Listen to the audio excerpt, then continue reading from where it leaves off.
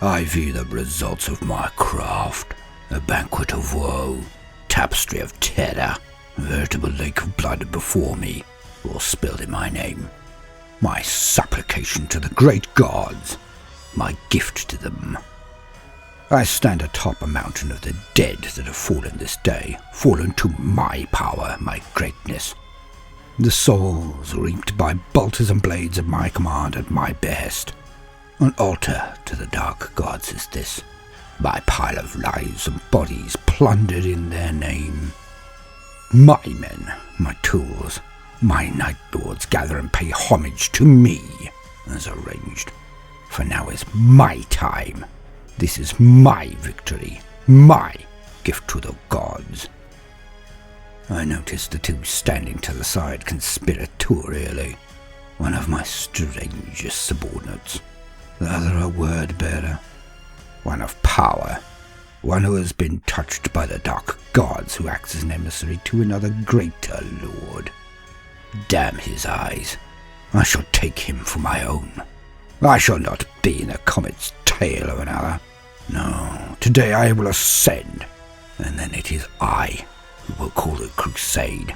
It is I who shall throw open the four gates, not he, not the master of this emissary, and certainly not the despoiler.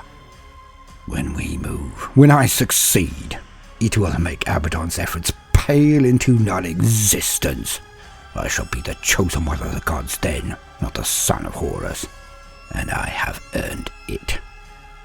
I have bathed in the blood of my enemies, the enemies of the gods.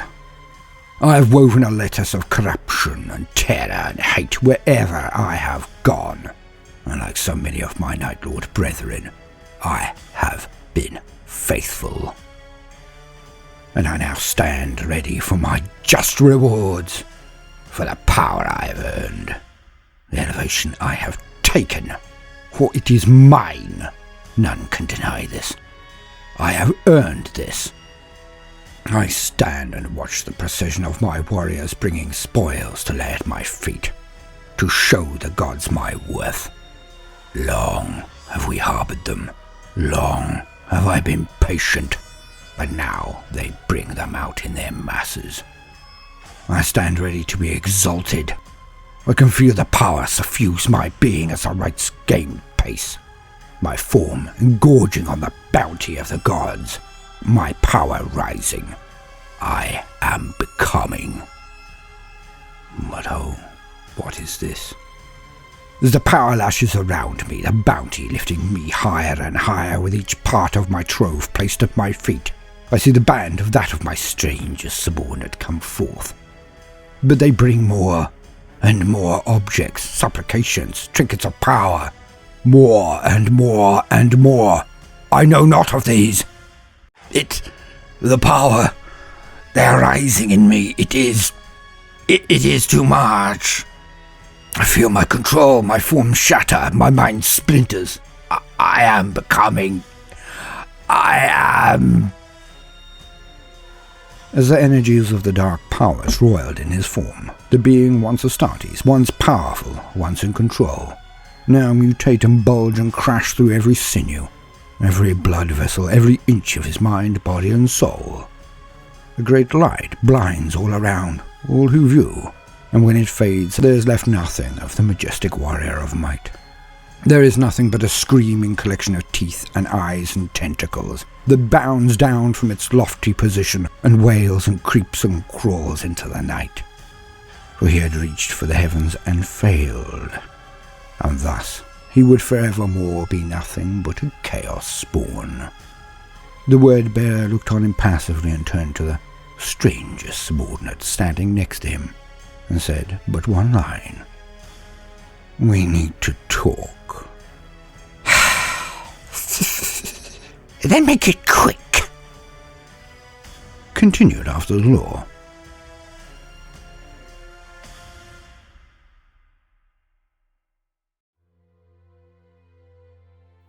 Welcome, gentle listener. I am Baldermort, and I wish to introduce you to the forces, factions, and features of the Warhammer 40k universe, the grim darkness of the far future. And today we see the reality of the worship of the corrupting powers, the result of trust in those dark unfathomable forces that are called the Dark Gods. For where they giveth, they can also taketh away, but more to the point, they can taketh away by givething too much. For the gods of chaos are not benevolent beings that issue succor and power. They are not and never can be positive forces, no matter their intent. For they are the antithesis of all that is good, irrespective of your opinion on the virtue, or the lack of it, of the Emperor and his Imperium. The Dark Gods, by being in his opposition, are certainly not good guys. No matter what people who play them may believe, they are the bad guys. So wallow in it. Revel in it. And it is in the Chaos Spawn that we see their ultimate gift, their favour. But for the basics, let us lean on existing wisdom. To quote, Chaos Spawn. Although physically powerful and extremely resilient, Chaos Spawn are insane, mewling creatures with no mental powers or self-awareness. Their former intelligence has been sacrificed to their failed ambition. Many a champion of great promise has ended up as a seething mound of bone and blubber, monstrous and screaming with lunatic rage. The ruinous powers are generous, but erratic with their favours. When blessing one of their followers, a dark god might make them stronger, tougher, faster, astonishingly beautiful, hyper-intelligent, or otherwise improve their lot in the world. But as likely, the Chaos Gods may feel their loyal subject would benefit from their toes falling off, having an eye sprout in their navel, or being transformed into dribbling an imbecilic mountain of flesh. Most gifts of chaos take the form of some physical mutation. The more of these gifts a champion receives, the more potentially disastrous their cumulative effects can be. Even the body of a Chaos Space Marine can only withstand so much mutation before he passes the point of no return. Any champion of chaos, regardless of prestige, can find himself on the road to becoming a Chaos Spawn, for the gods are fickle. A champion who does not earn himself the ultimate reward of demonhood will surely become a spawn unless he dies by some other means first. Such is the fate of the Chaos Champion. Those that survive are destined either for everlasting diabolical glory, or an ignominious end as a slavering heap of limbs and protrusions. The outward appearance of a Chaos Spawn is utterly unpredictable, and frequently changes over the course of a battle. No two are alike, and their makeup owes as much to the capricious energy of chaos as it does to functionality. A spawn may have several sets of limbs, crab-like claws or tentacles, armour that bulges beneath the skin, tattered and useless wings, clumps of eye stalks that wave like grass in a wind, a sinewy prehensile neck, or a gaping maw of needle-thin teeth. Some spawn have insectoid bodies or heads. Others resemble featureless, quivering mounds of inverted muscle, covered with spines that drip acidic pus. All, however, are hideous to behold and deadly to face in battle. End quote. Spawn are created where the gifts of the gods are given without restraint, without thought of repercussion. For to the dark gods of chaos, most are and always will be utterly irrelevant. Their actions may bring the gods power, may spread their influence, but it is one in a trillion or more, not in a million, who will ever gain their favour in just the right amount to elevate them to apotheosis, to becoming a demon prince. But this unto itself is a strange gift to request, to wish for, after which to yearn. And so we see the truth of the worship of the Chaos Gods, for they are fickle and forces that care not what happens to any that are not of their highest order, actually part of them, the demon princes. But we shall get onto that juicy topic soon. So, as with all things, but most especially for the warlord or champion of chaos, the old axiom applies more than in any other medium I have ever witnessed myself. Be careful what you wish for you may just get it.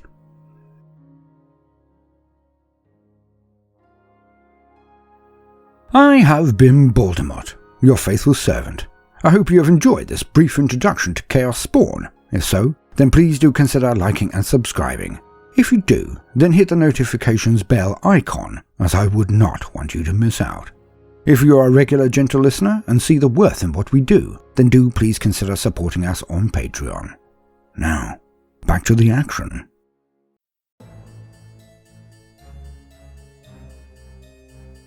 The word-bearer and his co-conspirator looked on as the shock of the event passed, and the Night Lords all turned as one and hailed the man to his right as their new lord.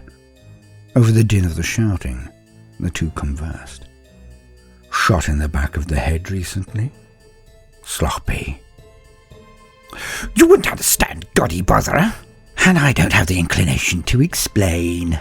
And just keep it up and we'll see if your goddies will save you from my lightning claws. I think not. Perhaps. So you seem to be in charge here now. Fancy embedding your lordship with a crusade? Join Lupercant? Never. He smells of rotten eggs. Yucky. Why isn't he spawned yet? I mean, how long are they going to herald him? Useless. I'm not into that gaudy stuff. I like to play. That's what I'm here for. The fun. Endless fun. What if I told you that Abaddon, Lupercant, as you call him, isn't involved? It will be our crusade, not his. We're going to open the 4 gates. I don't think you're listening to me. Is it the clangor of bells and living on your knees that makes you deaf as well? Oh, I heard you. I can see you are not wanting to be involved then. A pity. So many foes gathered in one place. The forces arraying themselves are truly astonishing. Pity indeed that you won't get to join in the fun. Fun? How much fun! Krieg coming. Black Templars, Blood Angels, Ultramarines, Sororitas. The list goes on, and covers the full gamut that the corpse worshippers have to offer. A pity indeed. The fun will be, well, legendary. Well, perhaps just this once, but I'm not doing any of that bowing and scraping. And if you want my help, you have to ask nicely. But I do like Krieg. Yes, I do.